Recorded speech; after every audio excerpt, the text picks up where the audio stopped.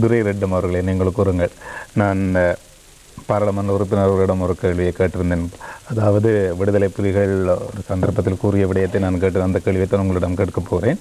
உணர்வாளர்கள் தாக்கப்படுகின்ற போது பொதுமக்கள் செய்கின்ற ஒரு தாக்குதல் முயற்சி என்றுதான் விடுதலை புலிகள் கூறியிருந்தார்கள். அந்த விடயம் தொடர்பாக அதாவது பொதுமக்கள் இராணுவத்தினர் மீது தாக்குதல் ஏற்படுத்துகின்ற போது அதற்கு மறு தாக்குதல் ஒன்று வருகின்ற போது பொதுமக்கள் பாதிக்கப்படுகிறார்கள். ஆக பொதுமக்கள் பாதிக்கப்படக்கூடாது என்ற விடயத்தை ஜனாதிபதியிடம் இவர்கள் பேசியது விடயம் தொடர்பாக உங்களுடைய கருத்து? பாராளுமன்ற உறுப்பினர்களுக்கும் முதல் வணக்கம். இன்றைய சூழ்நிலையில் இந்த முழு இலங்கையிலேயும் ஒரு யுத்தமற்ற ஒரு சமாதானத்தை கொண்டு வரத்துக்கு ஒரு குறிப்பிட்ட காலமாக டிஎன்என் தமிழர் விடுதலை தமிழ் தேசிய கூட்டமைப்பு ஒரு அதிகாரமுள்ள ஜனாதிபதியை சந்திக்கவில்லை. இன்றைக்கு யாழ்ப்பாணத்தில் பிரச்சனை நடக்கிற காலகட்டத்திலேயே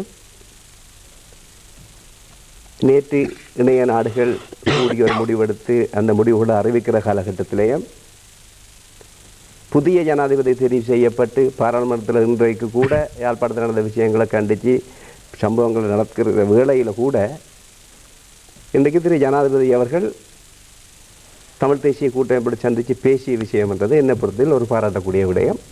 இன்றைய காலகட்டத்துக்கு ஒரு அத்தியாவசியம். இதில் ரெண்டாவதாக, நீங்கள் தமிழக விடுதலை புலிகளிடம் கேட்க வேண்டிய கேள்வியை திரு பாராளுமன்ற உறுப்பினரிடம் நீங்கள் கேட்டிருக்கிறீர்கள். தமிழக விடுதலை புலிகள் போடுற உத்தரவை இவர் போட முடியாது. ஏன்னா இவர் தமிழக விடுதலை புலிகள் உறுப்பினர் அல்ல. நீண்ட காலமாக மட்டக்களப்பு மாவட்டத்தில் அவருக்கு தெரியும், எல்லாருக்கும் பிறந்த பிள்ளைக்கும் தெரியும் அரியன் யார் என்று சொல்லி அந்த மண்ணின் மைன் என்று கூறுவார்கள். எங்களுக்கு போல போராளிகளுக்கு ஒரு வகையில் திருப்தி. அந்த பகுதியில் நீண்ட காலமாக ஒரு பாராளுமன்ற உறுப்பினர் இல்லாத குறைகளை தீர்த்து அந்த பகுதி அபிவிருத்தி. காரணம், அந்த படுவாங்கரை என்பது எல்லா இயக்கங்களாலேயும் பாவிக்கப்பட்டு பிரயோசனப்படுத்தப்பட்டு ஒரு அபிவிருத்தி என்ற வேலையை நடைபெறாமல் இருக்கிற காலகட்டத்தில் அந்த பகுதிக்கு தெரிவு செய்யப்பட்டு ஒரு பிரதிநிதியாக வந்து ஒரு வேலைகளுக்கு அடித்தளம் விட்டு செல்கிற விஷயத்தில் நான் அவருக்கு முதல் நன்றி கிடப்பட்டிருக்கேன். நீங்கள் கேட்ட கேள்விக்கு புலி உறுப்பினருடையும் தமிழக விடுதலை தளபதிகள் தான் நீங்கள் கேட்கக்கூடிய கேள்வியில் அந்த கேட்க வேண்டும். எனக்கு ஒரு வகையில் சந்தோஷம் இருக்கிறது. என்னென்னா, இன்றைக்கு தமிழ் தேசிய கூட்டமைப்பு பாராளுமன்ற உறுப்பினர்கள் ஜனாதிபதிகளை சந்தித்து பேசியது போல இந்த நாட்டில் குறிப்பாக வடக்கு கிழக்கில் வன்முறையற்ற ஆயுத கலாச்சாரமற்ற சூழ்நிலையை உருவாக்குவதற்கு ஏன் தமிழக விடுதலை புலிகளை அழைத்து இந்த அரசாங்கத்துடன் பேச வைப்பதற்கான முயற்சியில் ஈடுபடக்கூடாது? யார் வைக்கக்கூடாது? தமிழ் தேசிய கூட்டமைப்பு. தமிழ் தேசிய கூட்டமைப்பு நான் நினைக்கின்றேன், தமிழ் தேசிய கூட்டமைப்பில் இருக்கின்ற பல தலைவர்கள் பாராளுமன்ற உறுப்பினர்கள் நீண்ட காலமாக இந்த மக்களுக்காக போராட்டத்தில் இருந்தவர்கள். அவர்கள் யாரும் புதியவர்கள் அல்ல. இன்றைக்கு அவர்களுக்கு ஏற்பட்ட சிந்தனையை போல் வடக்கு கிழக்கு நான் நினைக்க நீண்ட காலமாக பல்லாண்டு காலமாக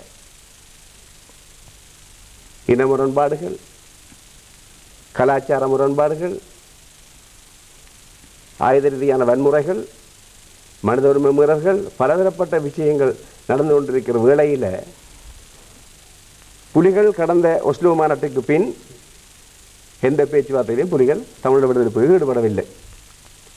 இன்றைய பொறுத்தவரையில் இந்த நாட்டில் உள்ள மக்களுமாக இருந்தாலும் சரி, அது முஸ்லீம் மக்களுமாக இருந்தாலும் சரி, தமிழ் மக்களுமாக இருந்தாலும் சரி, சிங்கள மக்களாக இருந்தாலும் சரி, சர்வதேச நாடுகளை பொறுத்தவரையும் சரி, இன்று தேவை இந்த நாட்டுக்கு ஒரு நிரந்தர சமாதானம்.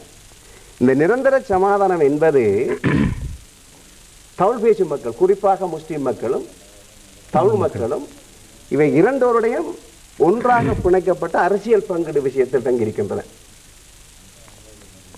அரசியல் பகிர்வு என்பது, அதிகார பங்கு என்பது, அதிகார பரவலாக்கல் என்பது பலதரப்பட்ட முரண்பாட்டை தோற்றுவித்திருக்கின்றது.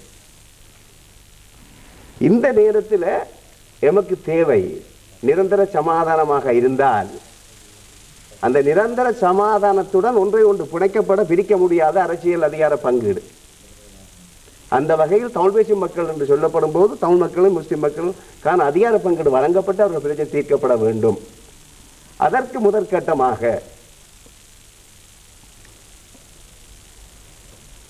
அதை தீர்க்கக்கூடிய அதிகாரங்கள் இந்த நாட்டு ஜனாதிபதிக்கும் இந்த பாராளுமன்றத்துக்கு தான் இருக்கு.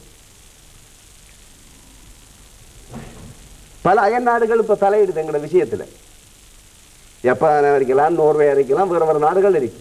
ஆனால் இந்த நாட்டு பிரச்சனையை தீர்க்கக்கூடிய அதிகாரங்கள் இந்த ஜனாதிபதி இருக்கு, இந்த பாராளுமன்றத்தில் இருக்கு. உங்களுக்கு தெரியும், கடந்த 13ஆம் திருத்த சட்டத்துக்குள்ள கடந்த பாராளுமன்றத்தை உருவாக்கப்பட்டு அந்த பாராளுமன்றம் நடைமுறைப்படுத்தப்பட்டு அந்த பாராளுமன்றத்துக்கு 13ஆம் திருத்த சட்டத்திற்கு அதிகார பங்கீடு போதாது என்பதற்காக இபிஆர் அந்த மாகாண சபை ஆட்சியை விட்டு விலகியது. ஆனால் இன்றைக்கு 88ஆம் ஆண்டு இருந்த சூழல் என்பது இன்றைக்கு இருக்கின்ற சூழல் என்பது வேறு. ஆனால் இபிஆர்ல பாராளுமன்ற அந்த மாநசபை விட்டு மாநசபை கலைக்கப்பட்ட போதுதான் விலகியது. அப்போ உங்களோட கதைக்க முடியும். இன்றைக்கு அன்றைய காலகட்டத்தில் இருந்த சூழல் வேறு, இன்றைய காலத்தில் இருந்த சூழல் வேறு. இன்றைக்கு சர்வதேச ரீதியான நாடுகள் இலங்கை பிரச்சனையை முழு அக்கறையோடு மிகவும் அவதானத்தோடு பார்த்துக் கொண்டிருக்கின்றன. அது இன பிரச்சனையாக இருக்கலாம், அரசியல் ரீதியான பிரச்சனையாக இருக்கலாம், நிதி ஒதுக்கீடு சம்பந்தப்பட்ட விஷயம் இருக்கலாம், அல்லது சுனாமியோட சம்பந்தப்பட்ட விஷயம் இருக்கலாம், அல்லது வெவ்வேறுபட்ட தொழில்நுட்பத்தோட சம்பந்தப்பட்ட விஷயத்துல பல எல்லா விஷயங்களையும் இலங்கையில நிறைய விஷயத்துல ஒரு எல்லா விஷயத்திலும் அர்ப்பணிச்சு அந்த உதவி செய்யக்கூடிய மாதிரி அது தண்டை நல்லா இருக்கலாம், வேறு நல்லா இருக்கலாம், அந்த பக்குவத்தோடு வெளிநாடுகள் பார்த்து கொண்டிருக்கு. இந்த வேளையில ஒஸ்டோ பேச்சுவார்த்தை நடக்குது. அந்த பேச்சுவார்த்தை தமிழக விடுதலை புரியும் அதுக்கு பிறகு கலந்து கொள்ள இல்லை. இன்றைக்கு நோர்வே ஊடாக உள்ளுக்கு சில லோக்கல் சில பேச்சுவார்த்தை நடந்திருக்கலாம். தமிழ் தேசிய கூட்ட பாராளுமன்ற உறுப்பினர்கள் இன்றைக்கு ஜனாதிபதியை சந்தித்து பேசக்கூடிய வாய்ப்புகளை உருவாக்கியது போல இந்த நாட்டின் நிரந்தர சமாதானத்தை உருவாக்குவதற்காக தமிழீழ விடுதலை புலிகளை கொண்டு வந்து பேசுவதற்கான சூழலை உருவாக்க வேண்டும். இதே நேரம் நீங்கள் ஒரு கேள்வியை கேட்டீர்கள், வடக்கு கிழக்கில் பொதுவாக வன்முறைகள் நடந்தால் அது தமிழக விடுதலை புலிகளாக இருக்கலாம், இலங்கை அரசாங்கமாக இருக்கலாம், அல்லது கர்நாடக குழுவாக இருக்கலாம், அல்லது இபிஆர் இருக்கலாம், வேற இருக்கலாம். ஒரு வன்முறை 2002ஆம் ஆண்டுக்கு பிறகு இந்த யுத்த நிறுத்த ஒப்பந்தத்து காலகட்டத்துக்குள்ள நடக்கப்பட்ட வன்முறைகள். இந்த வன்முறைகளை பொறுத்தவரையில் ராணுவம் செய்து போட்டு இல்லைன்னு சொல்ற பழக்கம் இருக்கு, கர்நாடகாக்கள் செய்து போட்டு இல்லைன்ற பழக்கம் இருக்கு, தமிழக விடுதலை புலிகள் செய்து போட்டு இல்லைன்ற பழக்கம் இருக்கு. ஆனால் இந்த வன்முறைகள் நடந்திராவிட்டால் யாழ்ப்பாணத்தில் சுபத்திரன் கொல்லப்பட வேண்டிய அவசியம் இல்லை, அம்பாறை மாவட்டத்தில் அரியநேந்திரன் கொல்லப்பட வேண்டிய அவசியம் இல்லை, ஏன் தமிழக விடுதலை புலிகள் கௌசல்யம் கொல்லப்பட வேண்டிய அவசியம் இல்லை, கர்நாடக தம்பி ரெஜி கொல்லப்பட வேண்டிய அவசியம் இல்லை. ஆனால் இந்த வன்முறை என்பது தமிழீழ விடுதலை புலிகள் இரண்டாக பிரிந்ததுக்கு பிறகுதான் சொல்லப்படுகின்றது, கர்நாடக அமைப்பு செய்கின்றது என்று சொல்லி. அதற்கு முதல் காலகட்டத்தில் நாங்கள் முந்தி பார்க்குவோம். ஆனால் வடக்கு கிழக்கில் மாற்று கட்சியினருக்கு எதிராக தமிழீழ விடுதலை புலிகளால் தான் வன்முறை தோற்றுவிக்கப்பட்டது. ஒரு வன்முறையை தோற்றுவிச்சுட்டு தன் உறுப்பினரை வச்சு வேலையை செய்துட்டு பொதுமக்கள் சாட்டில் போடுகிறார். எந்த பொதுமகனும் விரும்பல வன்முறையை கட்ட விட்டுறதுக்கு. அந்த திராணியும் அந்த பொதுமகனுக்கு இல்லை. அந்த மனோ